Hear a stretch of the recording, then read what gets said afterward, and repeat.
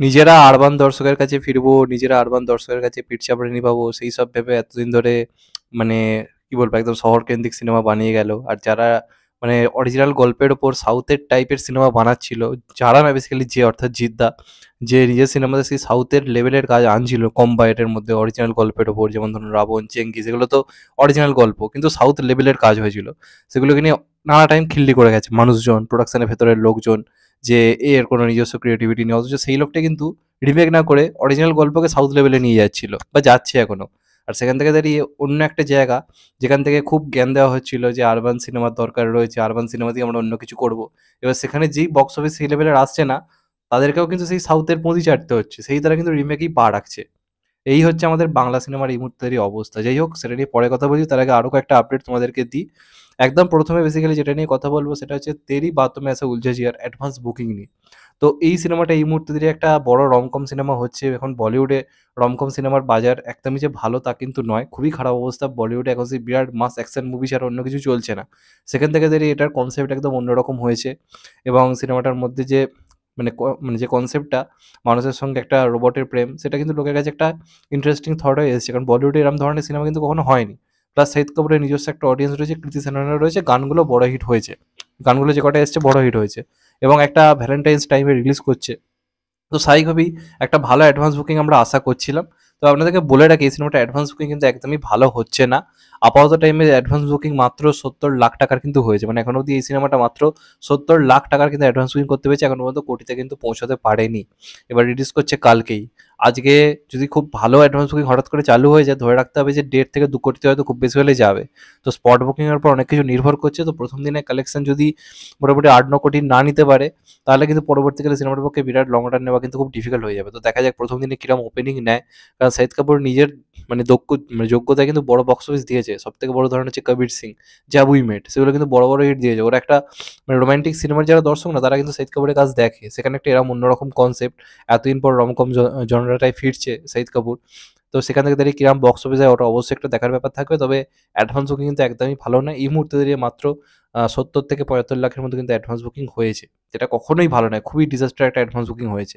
এবার দেখা যাক ফাইনালি ওপেনিংটা কেমন নেয়। অবশ্যই সিনেমাটার একটা এক্সাইটমেন্ট তো আমার রয়েছে, দেখে অবশ্যই রিভিউ করব। তো দেখা যাক কেমন হয়। তো অ্যাডভান্স বুকিং তো একদম জঘন্য। নেক্সট যেটা নিয়ে কথা বলবো সেটা হচ্ছে বেসিক্যালি আ রণবীর সিংয়ের আগে কিন্তু রণবীর কাপুরকে কিন্তু অ্যাপ্রোচ করা হয়েছিল ডন 3 এর জন্য। এবং যদি এটা হতো আই থিংক অনেক বেটার হতো। কেন বলছি, আজকে যখন রণবীর সিং যখন ঘোষণা করলো যে সে এসআরকে জুতোয় পা গলাচ্ছে, প্রচুর খিল্লি হয়েছে। তার কারণ হচ্ছে কি, এই যে ডন চরিত্রের যে ব্যক্তিত্বটা, সেটা কিন্তু মানে রিয়েল ক্ষেত্রে এসআরকে বলি বা বাদবাকি যারা বলি সেটা বজায় রেখেছে একটা ব্যক্তিত্ব। এবার রণবীর সিং কি করেছে, রণবীর সিং যখন ওই খিলজি-ফিলজি যখন করছিল, মানে পদ্মাবত যখন করেছিল, ওই সময়টা কিন্তু ওর একটা নিজস্ব কিন্তু একটা ব্যাপার ছিল।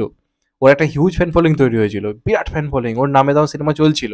তারপরে এমন এমন কিছু কাণ্ড ঘটিয়েছে, এমন কিছু জোকারগিরি করেছে, যে ও নিজেকে একটা সেই বাজে একটা খিল্লির জায়গায় নিয়ে গেছে, যে কারণে ও বড় সিনেমা করলে এখন কিন্তু চলছে না।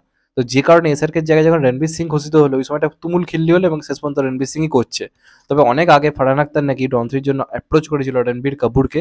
তবে রণবীর কাপুর সেই সময়টাকে না করে, কারণ তার মনে হয় যে এরকম একটা কুখ্যাত ডন চরিত্র সে করতে চায় না, এটার জন্য সে প্রস্তুত নয়। তবে আই থিঙ্ক রণবীর কাপুর করলে ব্যাপারটা কিন্তু দুর্দান্ত হতো। এবং যে খিল্লিটা রণবীর সিং করাতে হয়েছে, রণবীর কাপুর করলে হতো না, কারণ রণবীর কাপুরের রিয়েল ক্ষেত্রেও না একটা ব্যক্তিত্ব রয়েছে। কোনো রকম কোনো ছ্যাবলামি করে না, নিজের মতো করে থাকে, একটা সিরিয়াস টাইপের পার্ট সবসময় করে এসছে, যে কারণে ও করলে যে খিল্লিটা হয়েছে, যে অপমানটা সহ্য করতে হয়েছে রণবীর সিংকে, রণবীর কাপুরকে বিন্দুমাত্র করতে হতো না। তো আই থিঙ্ক এটা হলে ভালো হতো। তবে দেখা যাক রণবীর সিংও কেমন করে, একটা তো ভরসা রাখতে হবে এবং আশা করা যায় রণবীর সিং হয়তো একটা ভালো বেটার পারফরমেন্স আমাদেরকে দেবে। তো দেখা যাক, ভরসা রাখতে হবে, আগে থেকে খিল্লি করে বেকার লাভ নেই। তবে রণবীর কাপুর হলে আমি অন্ততপক্ষে খুশি হতাম। এবার আপনাদের কি মতামত অবশ্যই জানাবেন। এরপর যেটা নিয়ে কথা বলবো সেটা বেসিক্যালি হচ্ছে রামায়ণ নিয়ে।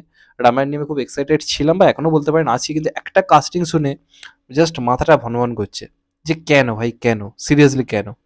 তার কারণ হচ্ছে, আমরা প্রথম থেকে শুনে এসেছিলাম রামায়ণের কাস্টিং যেটা, রাম হিসেবে থাকবে রণবীর কাপুর, অপরদিকে থাকবে হচ্ছে রাবণ চরিত্রে ইয়াস, তারপর আমরা যদি দেখি কুম্ভকর্ণ হচ্ছে এখানে ববি দেওয়াল, হনুমানজি চরিত্রে আমরা দেখতে পাবো সানি দেওয়ালকে, এবং বিজয় সেতুপতিও একটা বিম্বিসনের মতো একটা ইম্পর্টেন্ট চরিত্র কিন্তু প্লে করতে পারে, এমন কিন্তু খবর উঠে আসছে। তো কাস্টিং নিয়ে কোনো প্রবলেম নেই, কিন্তু রামায়ণের যেটা মূল এসেন্স, রাম সীতার যে কেমিস্ট্রি, যেটা আদিপুরুষেও কাজ করেনি, জঘন্য ছিল।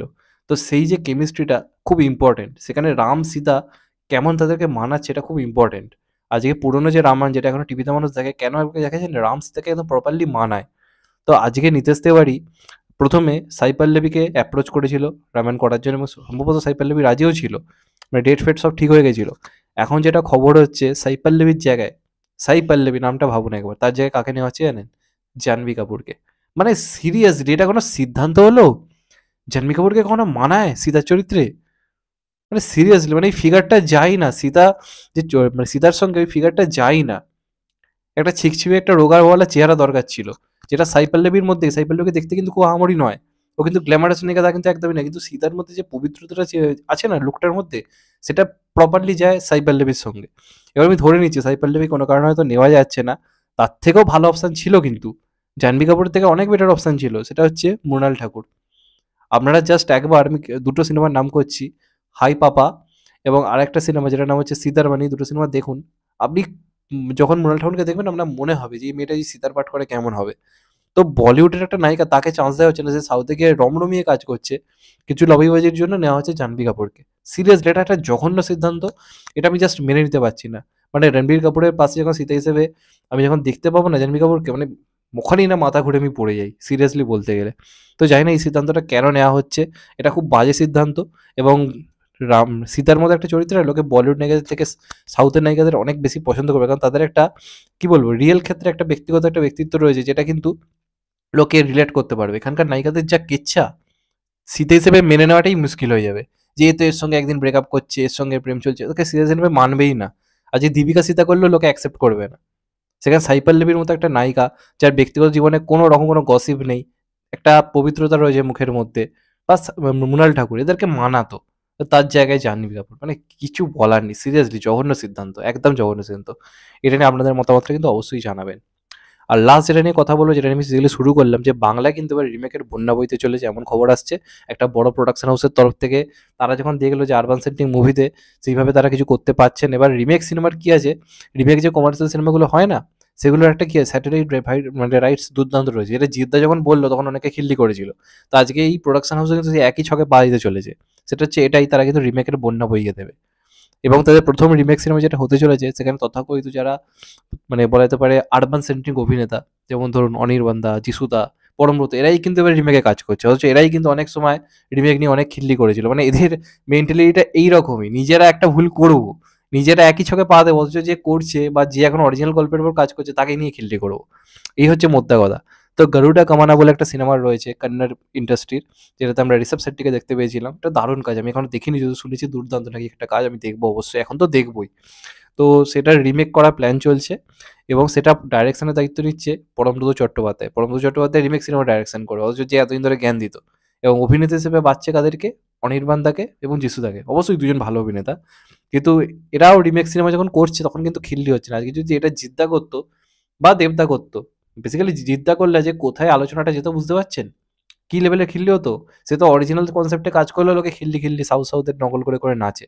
আজকে যখন এরা ওপেনলি করছে সাউথের রিমেক, তখন কিন্তু কেউ মুখ খুলবে না, কারণ এরা তথাকথিত শহরকেন্দ্রিক অভিনেতা, কেউ মুখ খুলবে না। কিন্তু জিদ্দা করলে যে মুখ কিন্তু খুলতো। এই হচ্ছে বেসিক্যালি ব্যাপার। মানে এতদিন ধরে জিদ্দার পেছনে লাগলো, এখন নিজেরাও কিন্তু সেই রিমেকের এতে পা দিচ্ছে। এছাড়া এদের পরবর্তী অনেক কাজের মধ্যে কিন্তু রিমেক হতে চলেছে। তো বেস্ট অফ লাক, আর কিছু বলার নেই, এরপর তো কিছু বলা যায় না। তো যাই হোক, কেমন হয় দেখা যাক ফাইনালি। আমি খবরটা শুনে এক্সাইটেড হয়েছি একটা কারণেই, যে জিদ্দাকে এতদিন ধরে যারা বলে এসেছিল তাদের নিজেদের মুখে একটা মানে কোথাও গিয়ে এসে একটা থুতু এসে লাগলো, যে সেই একই পন্থা লাস্ট অব্দি তোমাদেরকেও বাঁচতে হলো, অথচ সে কিন্তু অরিজিনাল কনসেপ্টে কাজ করছে। তো যাই হোক, আর কি বলবো। তো এগুলোই ছিল বেসিক্যালি আজকের আপডেট। চ্যানেলটা নতুন হলে চ্যানেলটাকে সাবস্ক্রাইব করে দিও and get the bell icon. ভালো থেকো সবাই, টেক কেয়ার, নমস্কার, আবার দেখা হবে। কত ভাই সবাই ভালো থেকো, সুস্থ থেকো, নমস্কার, টেক কেয়ার, আবার দেখা হবে।